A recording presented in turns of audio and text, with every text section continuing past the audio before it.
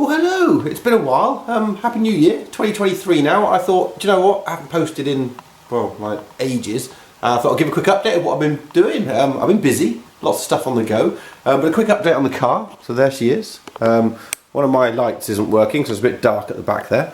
But she's still going well, still going strong. Couple of updates on the car. I did break down, I think that might have happened in some previous videos, and found a problem with the code in the car that basically allowed me to apply throttle before the pre-charge had finished. So if you guys who know about EVs and what the pre-charge does, unfortunately when I was in the pre-charge state, which was only like a very short state, if I had my foot on the throttle, it would try and draw a ton of current and I was blowing up pre-charge resistors.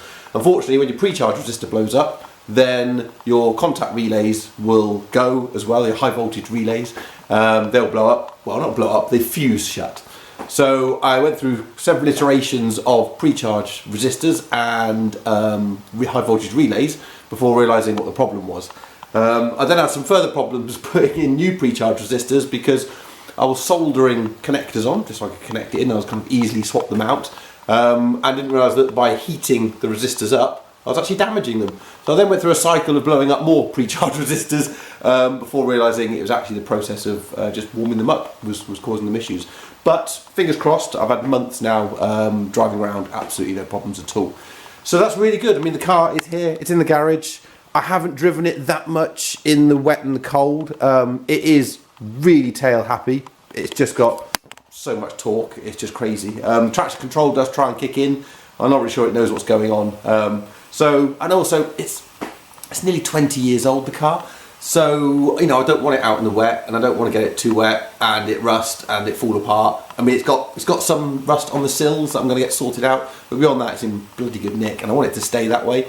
So that's great, you know, that's the car. But another project I've been working on, just to give you a bit of an update, is this bunch of stuff. So I have another Nissan Leaf battery here. This is a 30 kilowatt battery, and it's all connected in here to a Nissan Leaf PDM, power distribution module. I've got my own ad hoc kind of BMS wiring and relays wiring here, which is then connected to, if I move my chair out of the way, I've got a Semicron inverter and a HDSRM motor. Got a 12 volt battery, my normal pre-charge circuit relays that I use to switch the pre-charge circuits, my standard Arduino that I use to control everything. It's been a bit of a battle getting all this to work because it's a bit non-standard, there's not a lot of information on how to do it, but I have it working now, so I have this system working. And the reason for this is that I'm going to be working on another project on repowering vans. So I have a bloody great Ford Transit out the front at the moment, and last week successfully took the throttle pedal from the CAN bus of the van through these two Cat5 cables, which are actually just CAN bus cables. So I bridged the CAN bus in the van, taken the feed, found out what deals with the throttle pedal. So I sat in the van blipping the throttle, and in here the motor was spinning. So kind of proof of concept that you could put this in a van and make it work. There's a lot of work to do around that as well, and I might post bits and pieces as the project goes on. It's complex about all the people who are involved. I don't want to give too much away, but as things become a bit more public, then that's going to be really exciting. So a really exciting project to be working on. I've got some other hardware that I've built over here. This is a CAN bus bridge, so it takes the CAN bus from the van, plays with it, and we can. We've got software that we can filter packets out. We can block packets. We can allow packets. So we can kind of intercept and do what we want with the information. It then broadcasts it wirelessly to my network, and as I say, I can have software on the PC, which then does lots of very clever stuff, and then sends the CAN bus back to the van with whatever we've wanted to do. So it might filter out the throttle pedal as an example. So we deal with the throttle pedal, and the van doesn't know that the throttle's going anymore. So it's quite entertaining dealing with the vans. This is the second one. I had a Mercedes before, which I think I did touch on a previous video.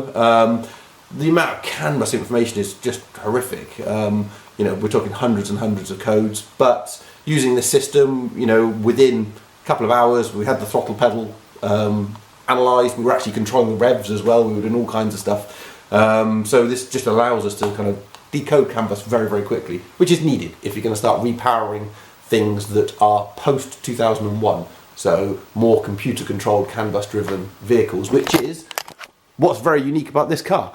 It's one of the very few cars I now realise that's actually a road going, legal, post 2001 electric car conversion. I hadn't really thought about it while I was doing it, but when you look at most EVs, conversions that is, they are all classic cars. They're all analog input, analog throttle pedals. They just don't have the computer system controls because they're complex. And of course, the minute you remove an engine, you generate a whole load of warning lights on the dashboard, which then you're going to fail your MOT, so you can't make it road legal. So they're very, very complex to do. But of course, I wrote my own ECU for this, a glorified ECU, I guess, which just takes those things over. Other bit of news is I'm working with another guy. I'm going to keep that a bit quiet as well, but he's converting an RX8 using kind of the platform that I've built. And in thanks for my help to help him do that, because he wants to get it done really quickly, talking like months, he's going to write basically an instruction manual on how to do this. So that's going to be exciting as well, because then, well, the sky's the limit on how many RX8s we can start getting converted using this methodology, because, you know, it's basically a Nissan Leaf at the end of the day powering an RX8, and if you use the E Plus like I have here, where you got upwards of a couple of hundred horsepower and the thing's rapid. I will do a review, but I've kind of been waiting for the weather to be better. I want to do a nice sunny day, get out there, so it's probably going to be spring, summertime before I do a proper review on the car. But it is proper quick. I mean, it's just hilarious. I mean, it was quick even when it had 120 horsepower, because of the gearbox. It's like a torque multiplier, and of course now I've got, well, the amp, the current meter is, it tops out about 400 amps. Because that's out of the Mark 1 Leaf, and I need to get a Mark 2 Leaf amp current sensor in it so I can then see what amps I'm pulling, because it stops at 400, so I don't know what power I'm actually getting, because you get your 400 amps times the voltage of the battery pack gives you your kilowatts, and I'm kind of about 140 kilowatts, but the inverter should go up to 160. It feels more than 140. It might just be me, but I need to get that fully tested. I do have a current meter. Oh, where is it? I do have that thing there. I'm not sure if it goes up high enough to, I could strap it on, put a GoPro on it or something like that and see what it's doing, see what the wire is actually pulling. But all my other concerns about the wiring as well, because, you know, I've got my high voltage wiring, which was designed for the 80 kilowatt system. It's been fine. Doesn't even get warm, to be honest, so that's great news.